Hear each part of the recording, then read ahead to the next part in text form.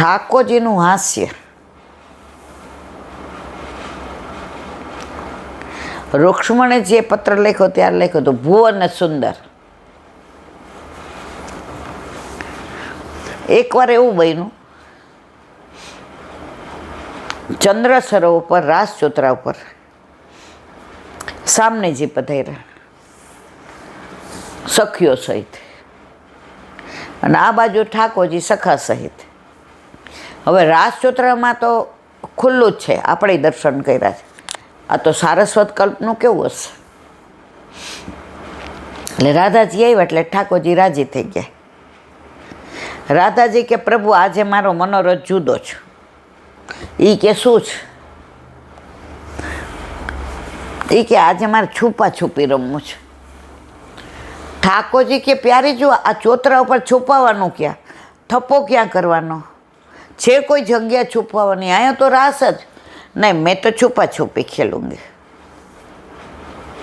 હવે જો ન રમે તો માન કરે, પાછા પધારી જાય મનાવવું.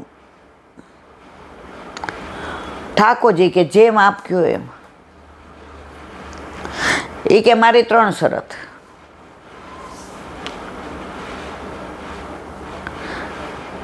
પેલો દાવ આપનો, સારું. હારે એણે જીતેલા જે કહે કહેવાનું, સારું. આ ચોતરાની બહાર નહીં જવાનું. એ કે આ મારી શરત. હવે શું કરે? સ્ત્રી હઠ, બાળ હઠ, રાજ હઠ, યોગી હઠ. ચલો પ્રભુ.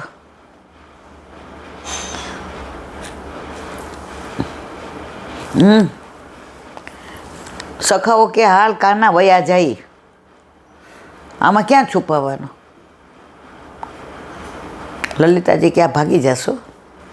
સામનેજી કે આપણે એટલું જ જોઈશ. એ કે ચલો. કે આંખો કોણ દાબશે? એ કે મારા સખા મારી દાબે, તમારા તો કે ના, એ તો અંચી કરે. ઠાકોરજી કે તો બધાયના લલિતાજી તો તમારા સખી. એ કે લલિતાજી અંચી ન કરે, મધ્યપાતી શકે છે. લલિતાજી આંખો દાબી. બધાય સખા ત્યાં ત્યાં ઊભા રહ્યા. સામને જઈને કે શોધો પ્રભુના. ઠાકોરજીએ પોતાના જ સ્વરૂપમાંથી ને અનેક સ્વરૂપ સખાઓના ઊભા કર્યા. એવા જ વસ્ત્ર, એવા આભૂષણ, એવા બાજુબંધ, બેરકા, પોંચી, અણવટ, વિછિયા, લડ, તોરા. ગોતો સામને જઈને કે રમવું તો ને રાસ ચોતરા પર ગોતો. સામનેજી જોવે બધાય ઠાકોરજી જેવા, શ્યામે એવા, કેશ એવા, અલકાવલી એવી, શીશ ફૂલ એવું, તિલક એવું. હવે કરવું શું? લલિતાજી કે ને ભાઈ હારી ગયા નથી આપણે. એ કે ના, આમ એક એક હામું જોવે. 1 2 3 4 5 6 7 8 9 10 11માં પાસે એવા. પ્રભુ બહાર આવી જાવ, થપ્પો. એ કે કેવી રીતે ખબર પડી? સ્વરૂપ બધા તમારા જેવા છે, વસ્ત્રાભૂષણ આપના જેવા છે, પણ હાસ્ય કોઈનું આપના જેવું નથી. દુનિયામાં, વિશ્વમાં, ત્રિલોકમાં, બ્રહ્માંડમાં આવું હાસ્ય ન ભૂતો ન ભવિષ્યતે. એટલે આપણા મુખારવિંદ પર જે મંદ મંદ મુસ્કાવું, એના પરથી ઓળખી ગઈ કે આપ છો. થપ્પો. ઠાકોરજી કે ભારે કરી. હવે કે હાલો તમારો વારો. લલિતાજી કે આપણે શું થઈ જશે, બધું થઈ જશે. આંખો દાબી. ચોતરાની બહાર તો જવાનું ને. હાલો શોધો પ્રભુને કે. ચોતરા ઉપર બધે મોગરાના કળીઓની ઢગલીઓ. બધી એક સરખી, બધી સફેદ, સુંદર, સરસ, સુગંધ. ઠાકોરજી કે આ તો ભારે કરી. પેલી, બીજી, ત્રીજી, ચોથી, પાંચમી, છઠ્ઠી, સાતમી, આઠમી, નવમી, 10મી ને 11મી. 11મી પાસે આવ્યા, કળી બધી ફૂલ થઈ ગઈ, મોગરા ખેલી ગયા, ઓને સુગંધ સુગંધ સુગંધ સુગંધ. ઠાકોરજી કે પ્યારીજી આવી જાઓ. પ્રભુ આપ કે જેમ આપે મને શોધી કાઢ્યો એ મેં જુઓ, અને છુપાછુપીમાં ન કોઈ હાર્યું ન કોઈ જીતું, 2 થપ્પો કરી દીધો. તો રાસ ચોતરા ઉપર જે હાસ્ય હતું, હસિતમ મધુરમ, પ્રભુના હાસ્યથી તો ભલા ઘાયલ થઈ જાય છે. એમાં ગોપી હોય કે દુશ્મન હોય, ઠાકોરજીને કોઈ દુશ્મન જ નહીં, એને બધા પોતાના જ લાગે.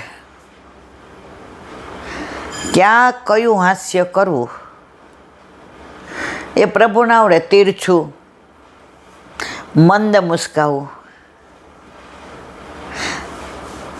નેત્રોને વીંચીને આંખો કરવી, ભ્રુકુટી નચાવીને. પ્રભુને જેવી લીલાનું અનુસંધાન હોય એવું હાસ્ય કરે તો હસિતમ મધુરમ. બોલો વલ્લભાદ.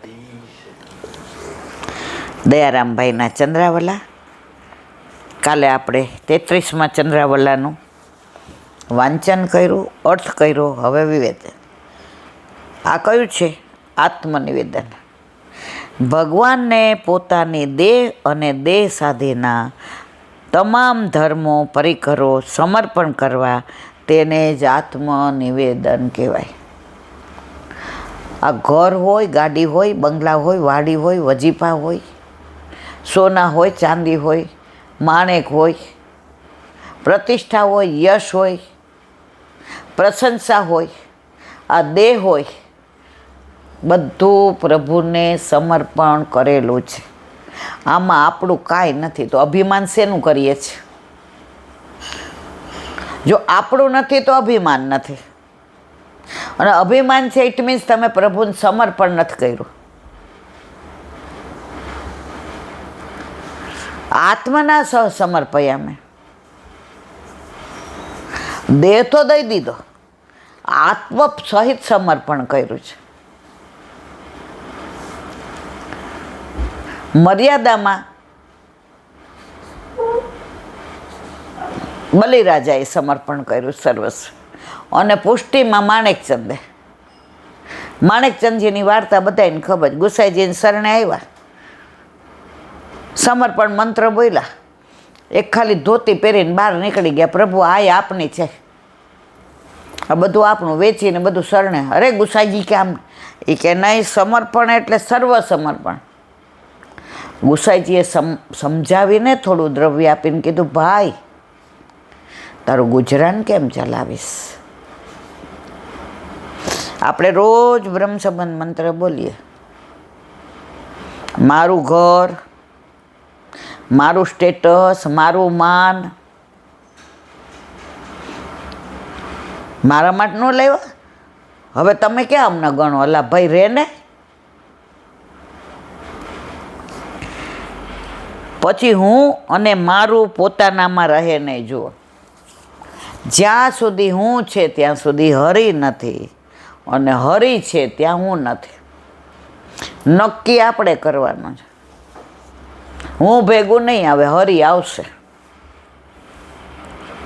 જે કાંઈ છે તે પ્રભુ આપનું જ છે.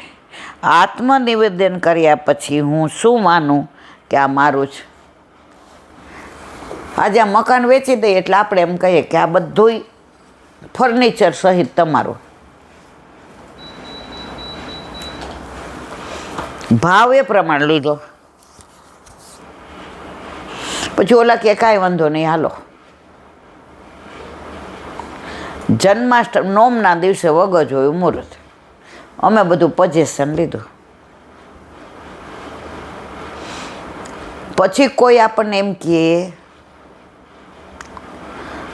કે આ ટીવી અમને આપી દો ને, તમે તો વેચી દીધું છે. દેવાય? દગો કરાય? દગો કોઈનો હગો નથી. આપણે શું કહીએ, ના અમે ફર્નિચર સહિત વેચ્યું છે, તો ઓલા આપણને લાલચ આપે, અમારું જૂનું મૂકી દો, તમારે નવું લઈ જાય, ડિફરન્સ આપી દઈએ.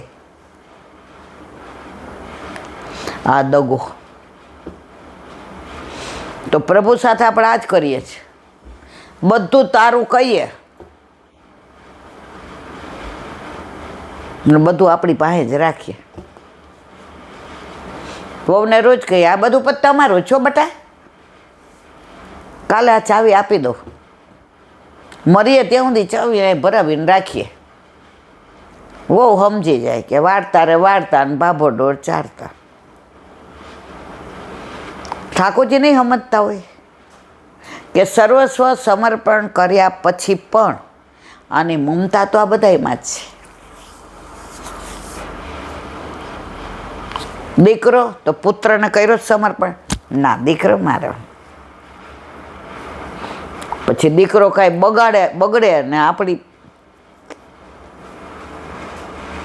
તો પાછી દુઃખ થાય. દુઃખ એટલે થાય છે દીકરાને મારો માનો છે, સુખ એટલે થાય દીકરાને મારો પ્રભુનો માનો. તારી લીલા કરણમ મધુરમ, એ નથી માની શકતા. એ માનવા માંડીએ ને, કરણમ મધુરમ, તારી દરેક લીલા મને કબૂલ મન. તું જેમ જેમ શ્યામ રાખે તેમ રહીએ ઉદ્ધવજી, શ્યામ રાખે તેમ રહી. મારા શ્યામને કાંઈ નવ કહીએ ઉદ્ધવજી, શ્યામ રાખે તેમ. મારા શ્યામને કાંઈ નવ કહીએ. ઘણા ઠાકોરજી પુષ્ટ કરાવ્યા ને કાંઈ તકલીફ આવે ને તો તરત ઓલું જેણે ન કરાવ્યું ને એને રગડે. ઠાકોરજી પુષ્ટ કરાવ્યા, આટલી સેવા કરી, લે શું મળ્યું? તો ઠાકોરજીને એટલે પુષ્ટ કરાવ્યા છે? એ કોઈ સાધન છે? ઠાકોરજી કોઈ સાધન નથી, ફળ છે. સેવા એ જ સાધન, સેવા એ જ ફળ. નક્કી આપણે કરવાનું છે. સેવા આપણે આપણા માટે કરે. શ્વાસ લેવો જરૂરી ને મરી જઈએ તો એટલી જ સેવા જરૂરી છે. એમાં કંઈ ભગવાન ઉપર ઉપકાર કરીએ છીએ? ઘણાને આપણે કહીએ ને આમ, પણ અમારે સેવાય કરવાની ને પછી અલા ભાઈ તમે આ બધું કેમ કહો છો? તમે એમ કહો છો મારા દીકરા માટે રાંધવાનું ને મારે આમ કરવાનું ને, ત્યાં તો છાનું રાખો છે. અને ઠાકોરજીનું નામ આવે અમારે સેવા. હજી અમારે એક બેન તો કાયમ જેટલી વાર મળે, બહુ મોડું થઈ ગયું હોય ઈલાબેન, એટલે હું કહું કેમ? આજે કાંઈ સામગ્રી નથી, થોડુંક કાંઈક બનાવી નાખો ને. પણ તમને ક્યાં મેં પૂછ્યું? તમારા દીકરા માટે કેમ નથી કહેતા ગરમ ભાખરી બનાવવાની છે? એ નહીં, 4-5 દે કાંઈક કરવું જ પડે ને. એટલે કરવું પડે તો રહેવા દે ને બેન.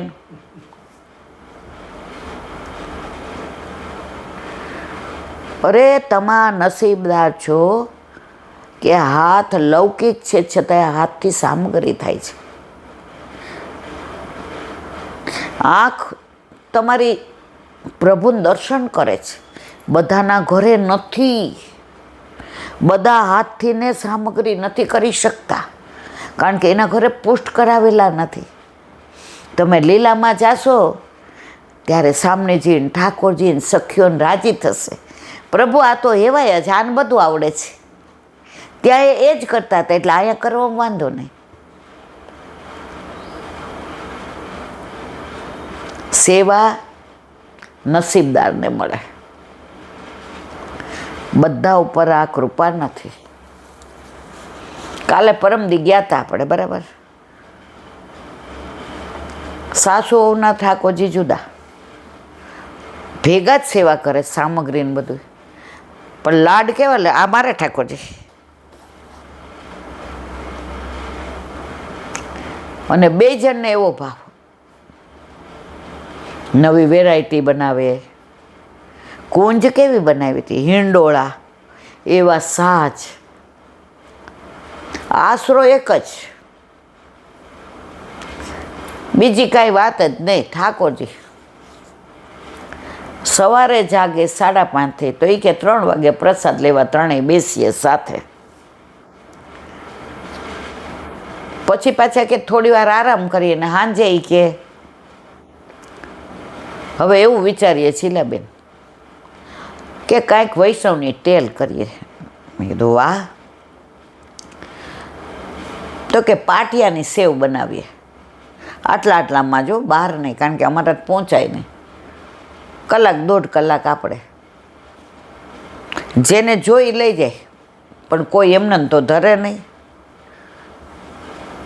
ગાયના પૈસા મૂકી જાય, જે દેવાવે એ ભેગા થાય, ગાયમાં જાય અને અમને ટેલ મળે. આવા બધા ભગવદીઓ ભૂતલ પર છે ને, એટલે જ પુષ્ટિ માર્ગમાં આવો આનંદ છે. અને આ ઘણા ધંધો કરવા માંડે. આટલા વૈષ્ણવની ઓળખાણ છે તો આ વેચું, આ બનાવી દો. ઠાકોરજી કે તારો હજી મેળ નહીં પડે, હજી તારું ધ્યાન પૈસા કમાવામાં જ છે, ધંધામાં જ. જો હમણાં કેવું સરસ કર્યું કે બધું ગાયોમાં, કશું લેવાનું જ નહીં, પણ અમને ટેલ મળે ને લોકોને ગાયોની સેવા થાય. અને ઠાકોરજીને ગાયો સૌથી વધુ વાલે.